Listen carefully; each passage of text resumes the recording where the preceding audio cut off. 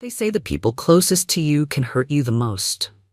I never truly understood that, until the day I came home to the sound of laughter echoing from my own dining room. The key was still warm in my hand when I heard the laughter coming from my own dining room. I wasn't supposed to be home. According to my husband Daniel, I was supposed to be across the country attending a medical symposium in Seattle. According to the itinerary, he'd help me plan. I should have been chatting with colleagues right about now, not standing in my own foyer, with my heart hammering against my ribs. But life has a twisted sense of humor, doesn't it? The event got canceled last minute due to a fire alarm incident. So here I was back in my own house, 12 hours early, listening to my husband's voice, mixing with someone else's in the most intimate way possible. The someone else was my sister, Naomi. I recognized her laugh immediately. That high musical sound that had charmed everyone since we were kids. The same laugh that had stolen my high school boyfriend. The same laugh that had somehow convinced our parents she deserved the bigger room, the better bike, the college tuition that was supposed to be shared between us, and now, apparently, my husband. I should have stormed in there. I should have screamed. I should have thrown something expensive and breakable. Instead, I found myself moving like a ghost through my own home, my bare feet silent on the marble floors. I'd picked out toward the dining room, where my marriage was apparently being served up as the main course. The scene that greeted me was straight out of a romantic movie, the kind I used to watch with Daniel during our early dating days. Candles flickered on my grandmother's antique table, wine glasses caught the light, half empty and lipstick stained. My good china, the set I'd registered for, the one we only used for special occasions, was arranged with care. I hadn't seen it since our anniversary 2 years ago. Daniel had his back to me, but I could see the way his shoulders relaxed in a way they never did when he was with me anymore. He was wearing the shirt I'd bought him for his birthday, the one he claimed was too fancy for everyday wear. Naomi faced my direction, but she was so lost in whatever story she was telling that she didn't notice me standing there like a statue in the doorway. She looked beautiful. Of course, she did.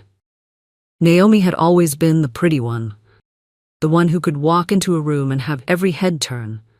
Tonight, she was wearing a red dress that hugged her curves in all the right places, her dark hair falling in waves over her shoulders. She looked like she belonged in my dining room, sitting across from my husband, sharing jokes and intimate glances. She looked like she belonged in my life. And then I told him. She was saying, her voice warm with laughter. I said, "Daniel, you're terrible, but you should have seen his face." That's when it hit me. This wasn't their first dinner together. This wasn't some spontaneous moment of weakness, some terrible mistake that had spiraled out of control. This was comfortable. This was practiced. This was betrayal in its most polished form, polite, candlelit, and deeply personal. The realization cut through me with a cold clarity. It wasn't just that they were together, it was that they were happy together, here, in a space I had filled with love and memories. I stood frozen, not out of shock, but from the unbearable weight of recognition. They had stolen something sacred, and they didn't even flinch. This was routine. My husband had been dating my sister, in my house, at my table with my dishes. I watched them for what felt like hours, but was probably only minutes. Watched the way Daniel leaned forward when she spoke. The way Naomi touched his hand when she laughed. The way they moved around each other like they'd been doing this dance for months. Maybe they had been. My phone buzzed in my purse and I nearly jumped out of my skin. A text message from Daniel. "Hope you're having fun at the conference, honey. Miss you. Love you." The audacity was breathtaking. I backed away from the dining room, my mind racing. Part of me wanted to march in there and confront them both, demand explanations. Throw accusations. Make them explain how they could do this to me, to us, to everything we'd built together. But another part of me, the part that had learned to survive Naomi's manipulations over the years, whispered something else entirely. They didn't know. I was here. They thought they were safe, hidden behind my absence and their careful planning. They thought they had time to figure out how to handle this, how to manage the fallout, how to control the narrative. They thought they held all the cards. I pulled out my phone and took a picture of the scene through the doorway, the intimate lighting, the cozy setup, the way they sat so close together. Then I took another, and another. My hands weren't shaking anymore. My heart had stopped racing. Instead, I felt something cold and calculating settling into my chest, something that felt a lot like clarity. I had caught them red-handed. I had evidence. I had time they didn't know I had. And for the first time in months, maybe years, I felt like I had the upper hand. I slipped back out of the house the same way I'd come in, closing the door with the softest click. I sat in my car for a long moment, staring at the warm light spilling from my dining room windows, watching the shadows of my husband and my sister as they continued their romantic evening. My phone buzzed again. Another message from Daniel. Thinking of you. Can't wait until you get home tomorrow. I almost laughed. Almost. Instead, I started the engine and drove to the one place I knew I could think clearly, the one place where I could plan my next move without the weight of their betrayal crushing down on me.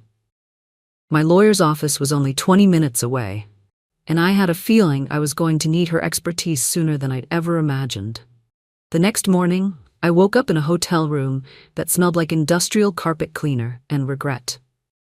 My phone showed 17 missed calls from Daniel and 4 voicemails. I couldn't bring myself to listen to them. I already knew what they'd say, variations of, "Where are you?" and "I'm worried," and "Call me back." Instead, I ordered room service and opened my laptop. If I was going to do this, I was going to do it right. The first thing I did was scroll through every social media account I had access to. Daniel had been careful, but not careful enough. There were patterns if you knew how to look. Photos where Naomi appeared in the background of his work events, check-ins at restaurants where they'd both been just minutes apart, comments on each other's posts that read like inside jokes. How had I missed this? How had I been so blind? But even as I asked myself the question, I knew the answer. I hadn't been blind. I'd been trusting. I'd been loyal. I'd been everything a wife was supposed to be. And they'd use that against me. The memories started flooding back then. All the little things that hadn't made sense at the time. The way Daniel had suddenly become interested in Naomi's career problems. The way he'd started working late more often, especially on nights when Naomi mentioned being free. The way my sister had started asking detailed questions about my schedule, my travel plans, my marriage. "I'm just worried about you," she'd said last month over coffee. "You and Daniel seemed so distant lately. Are you sure everything's okay?" I'd actually thanked her for her concern. I'd opened up about our problems, shared my fears that we were drifting apart. I'd asked for her advice on how to reconnect with my husband, and all the while, she'd been sleeping with him. My phone rang. Daniel again. This time I answered. "Thank God," he said, his voice tight with what sounded like genuine panic. "I've been calling you all night." "Where are you? I thought you were supposed to be back this morning." "The conference was postponed," I said, keeping my voice steady. "Fire alarm evacuation. I'm staying an extra day to help clean up." "Oh." There was a pause. "Are you okay? You sound different." Different. If only he knew how different I felt, how completely, fundamentally changed I was from the woman who'd kissed him goodbye 2 days ago. "I'm fine," I lied. "Just tired. It's been a long few days." "I miss you," he said, and I had to grip the phone tighter to keep from laughing. "I can't wait until you get home. I have a surprise for you." "A surprise?" "I made dinner reservations at that place you like. I thought we could talk about things, about us." Of course he did. He probably wanted to ease his guilt by taking me out for a nice dinner before he dropped whatever bomb he and Naomi had cooked up. Maybe they'd decided to come clean. Maybe they'd figured out how to spin this so it was somehow my fault for not being a good enough wife, a good enough sister. "That sounds nice," I said, and meant it in the most twisted way possible. "I love you. You know that, right?" The words hit me like a physical blow. 3 months ago, I would have melted. 3 months ago, I would have said it back without hesitation. 3 months ago, I was a different person. "I know," I said instead. After I hung up, I sat in the silence of the hotel room and let myself feel everything I'd been holding back. The anger was there, hot and immediate, but underneath it was something worse. A deep, aching sadness that felt like it might swallow me whole. This wasn't just about adultery. This wasn't just about a cheating husband. This was about family. It was about old wounds I thought had healed, being the overlooked child, the one my mother always said had to try harder. Naomi was the golden girl, the beautiful one, the charming one. I had to be the smart one, the strong one, the one who smiled even when it hurt. And now, even that hadn't been enough. I'd spent my life trying to be worthy. A good daughter, a good wife, a good sister. And in return I got this. My husband in love with the same girl who had taken everything from me since childhood. Was there something fundamentally broken in me? Something that made me always the second choice? This was about the two people I'd trusted most in the world, deciding that I was expendable. Naomi had been my maid of honor. She'd stood next to me at my wedding, promising to support my marriage, to be there for me through everything. She'd helped me pick out my dress, held my flowers, given a speech about how much she loved seeing me happy. And Daniel had been my partner for 7 years. We'd built a life together. We'd talked about children, about growing old together, about the dreams we'd share. He'd held me when I cried about my father's death. He'd been my rock through every major life change. Now I was just another obstacle between them and whatever they thought they wanted. I spent the day researching. I called my lawyer, Helen, a bulldog of a woman who'd handled my father's estate, and set up an appointment. I took screenshots of everything I could find. I made lists of joint assets, joint debts, joint everything that would need to be divided, and I planned. By evening, I had a strategy. It wasn't about revenge. Not really. It was about justice. It was about making sure that if they wanted to destroy what we'd built together, they'd have to face the consequences of that choice. I drove home as the sun was setting, my heart steady in my chest. I'd sent Daniel a text saying I'd decided to come home early, that I'd missed him too much to stay away another night. He'd responded with heart emojis and promises about our dinner reservation. The house looked normal from the outside. Our home, the one we'd bought together, the one we'd painted and furnished and filled with memories. I wondered if they'd made new memories here while I was gone. I wondered if they'd laughed about how easy it had been to fool me. I wondered if they'd already started planning how to tell me. Daniel's car was in the driveway. The lights were on in the kitchen. Everything looked exactly as it should, as if nothing had changed. But everything had changed. I had changed. I walked up to my own front door and knocked. The look on Daniel's face when he opened the door was worth everything I'd been through in the past 24 hours. Pure, unadulterated shock, followed immediately by panic, followed by what I can only describe as the expression of a man trying to figure out how much trouble he was in. "Surprise," I said, forcing a smile that felt like it might crack my face in half. You're home," he stammered, and I noticed he was blocking the doorway with his body. "I thought you weren't coming back until tomorrow." "I missed you too much," I said, echoing his own words back to him. "Aren't you going to let me in? It's my house too." He stepped aside, and I walked into the foyer that had felt like foreign territory just yesterday. Everything looked normal. The dining room showed no signs of the romantic dinner I'd witnessed. The candles were gone, the good china put away, the evidence of their betrayal erased as if it had never happened. But I knew better now. I knew what they were capable of. "How was the conference?" Daniel asked, his voice too bright, too casual. "It was postponed," I said, setting down my suitcase. "I told you that on the phone, remember?" Right, of course, the fire evacuation." He was sweating now, just slightly, and I wondered if he was thinking about Naomi, wondering if she'd gotten the warning text in time to make her escape. "Where's Naomi?" I asked, as if the question had just occurred to me. I should call her, let her know I'm back. I know she was worried about me traveling alone. The panic in his eyes was almost comical. I don't know where she is. We haven't talked." "Really? That's strange. She usually checks in with you when I'm out of town. You know, asking if you need anything, if you're eating properly." I tilted my head, studying his face. "She's always been such a caring sister-in-law." "Yeah," he said weakly. She's great." I walked past him into the living room, noting the wine glass in the sink, the second wine glass hastily hidden behind the coffee maker. Poor Daniel. He'd tried to clean up, but he'd missed the important details. He'd always been careless that way. "I have something to tell you," he said suddenly, and I turned to face him. Here it comes, I thought. The confession. The carefully rehearsed speech about how sorry he was, how it just happened, how he never meant for it to go this far. I've been thinking about us, about our marriage, about what's been missing. What's been missing? I kept my voice neutral, interested. Connection. Intimacy. The spark we used to have. He was warming to his theme now, probably using words he'd practiced in front of a mirror. I think we've grown apart, and I want to fix that. I want to fight for us. The audacity was breathtaking. He was sitting there in the home where he'd been entertaining my sister, telling me that our marriage was missing intimacy. He was looking me in the eye and lying with such conviction that I almost admired him for it. Almost. I want to fight for us too, I said, and meant it in ways he couldn't possibly understand. He couldn't possibly understand.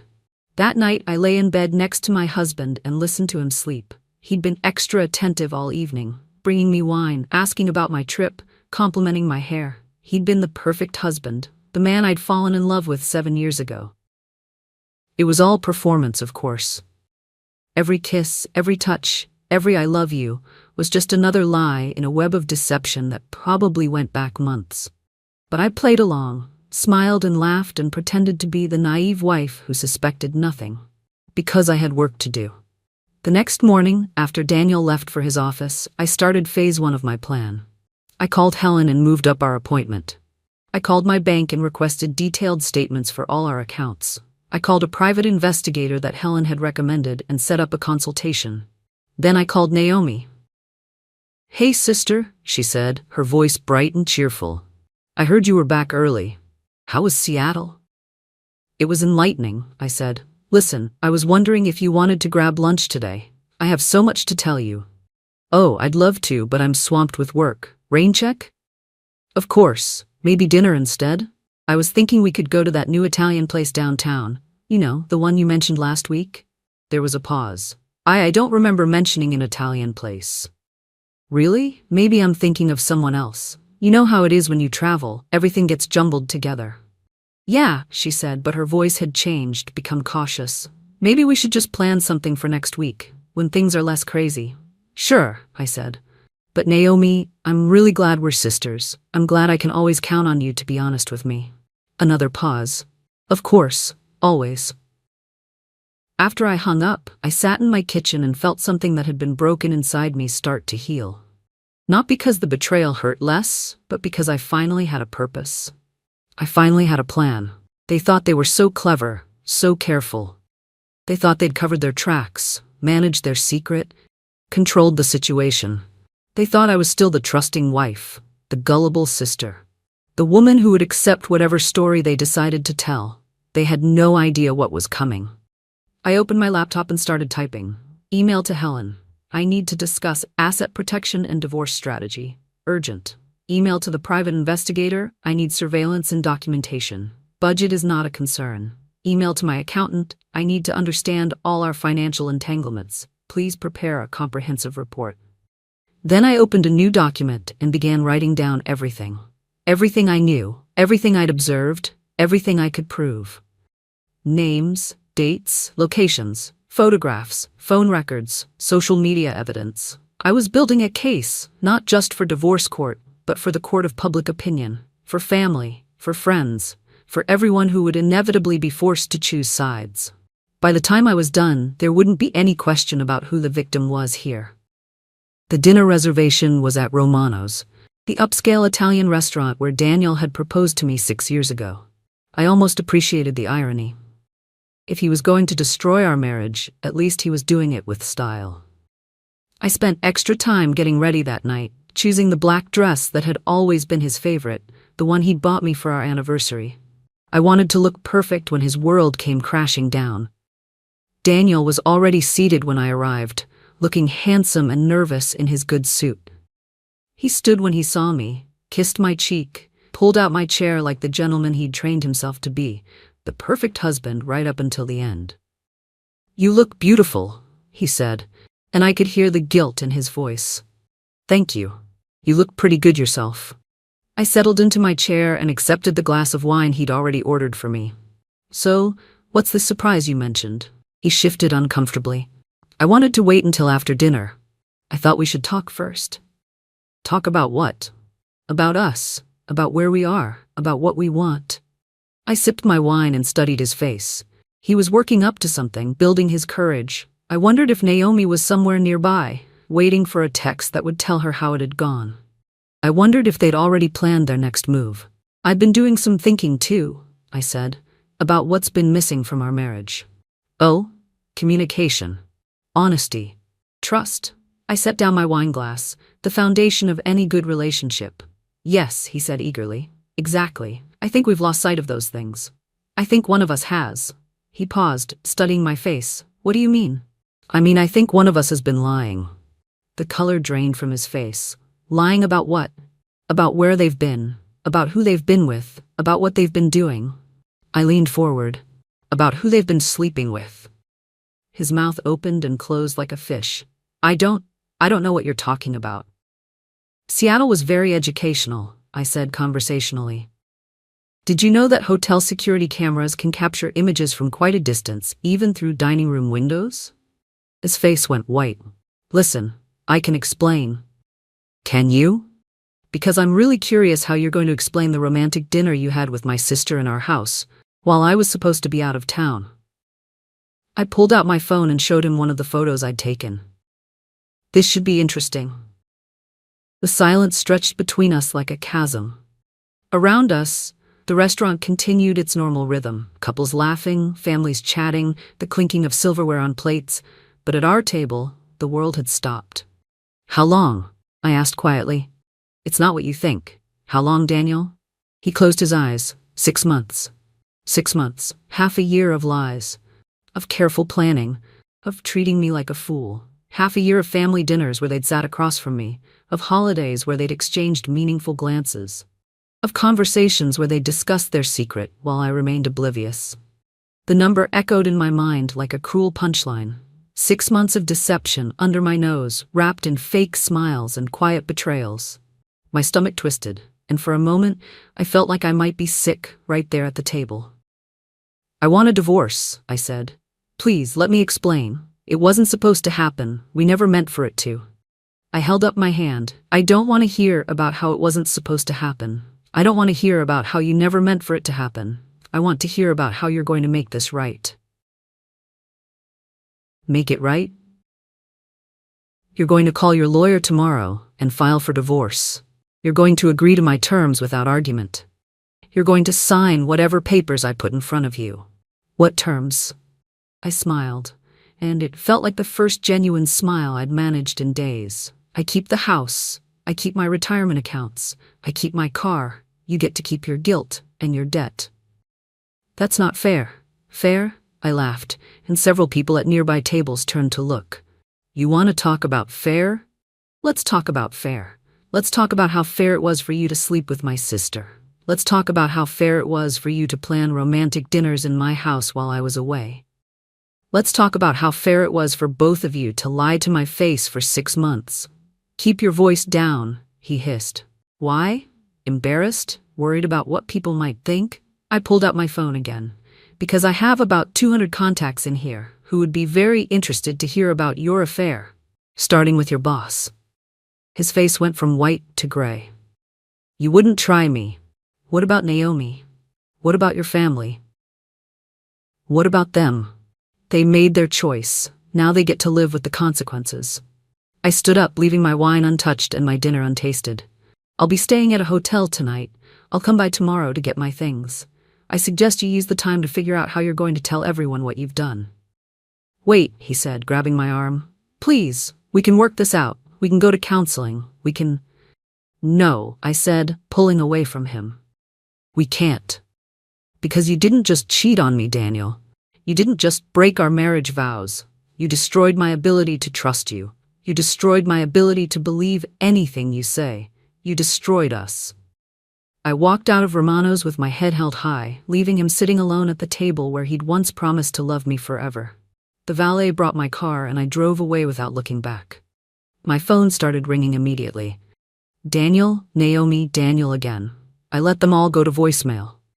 I had phone calls to make, but they weren't to my cheating husband or my treacherous sister. They were to my lawyer, my accountant, my family, my friends. They were to everyone who needed to know that I was done being the victim in this story. I was ready to start being the author of my own ending.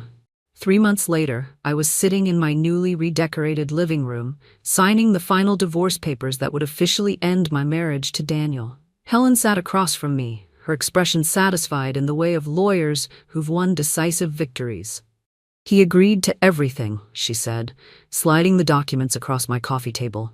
"The house, the retirement accounts, the car, even the alimony waiver." I wasn't surprised. Daniel had learned what it meant to have his dirty laundry aired in public. His boss had not been amused by the affair, particularly when it became clear that Daniel had been using company resources to wine and dine my sister. His family had been horrified when they learned the truth. His friends had started treating him like a pariah. Apparently, there were consequences to betraying the people who trusted you most. "What about Naomi?" Helen asked. I smiled. "Naomi's discovering that actions have consequences too." My sister had lost her job at the marketing firm where she'd worked for 5 years. It seemed that when your personal life becomes a public spectacle, and when that spectacle involves cheating with your sister's husband, employers start questioning your judgment and character. She'd also lost her apartment, the one she'd been sharing with a roommate who decided she didn't want to live with someone who could betray family.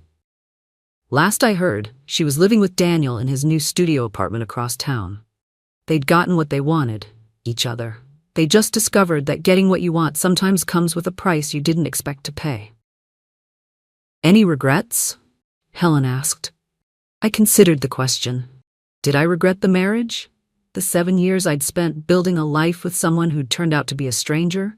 The family relationships that had been destroyed? The trust that had been shattered? "No," I said finally.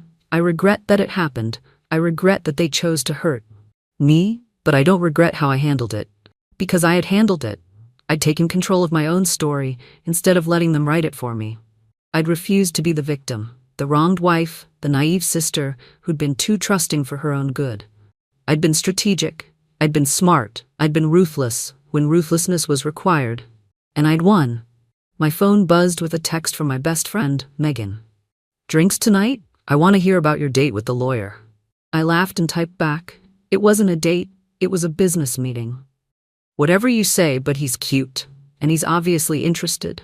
She wasn't wrong. David, the partner at Helen's firm, who'd handled some of the more complex aspects of my divorce, had asked me to dinner twice in the past month. Both times I'd said no. Not because I wasn't interested, but because I wasn't ready. For a long time, I didn't even know what ready looked like.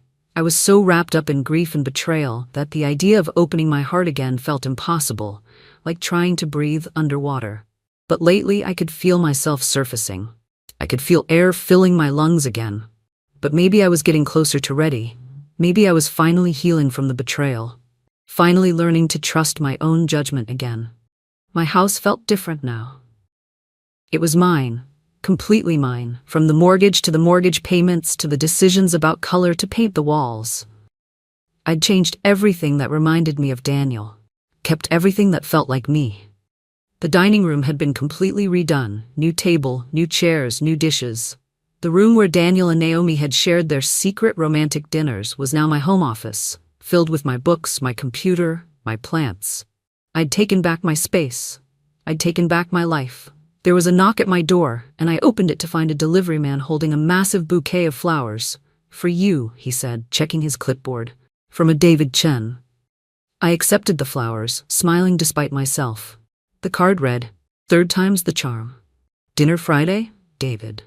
I looked at the flowers, then at my newly decorated living room, then at the divorce papers still sitting on my coffee table.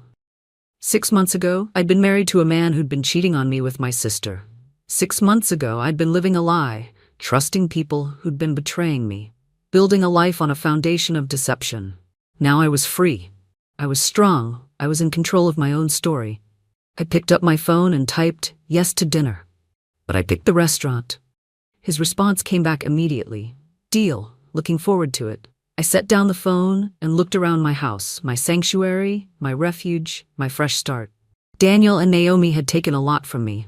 They'd taken my marriage, my trust, my sense of security. They'd taken my faith in family, my belief in loyalty, my confidence in my own judgment. But they hadn't taken everything. They hadn't taken my strength, they hadn't taken my intelligence, they hadn't taken my ability to rebuild. Most importantly, they hadn't taken my future. And that future was looking brighter every day. Dear friend, sometimes life breaks us in ways we never imagined, through betrayal, heartbreak, or loss. But the Stoics taught us something powerful. We cannot control what happens to us, only how we respond. In the darkest moments, we often discover the brightest parts of ourselves. Strength we didn't know we had. Clarity we never thought possible. Healing doesn't come quickly or cleanly, but it comes. And when it does, it teaches us that dignity, self-worth, and peace are always worth fighting for. You are not what happened to you. You are what you choose to become. So if you're standing at your own crossroads, unsure of what's next, choose yourself. Choose peace. Choose the path that leads back to you. Keep walking. You're closer to the light than you think. From my heart to yours. If this story moved you, share it with someone who might need it. Don't forget to like, subscribe, and join our community for more stories that inspire.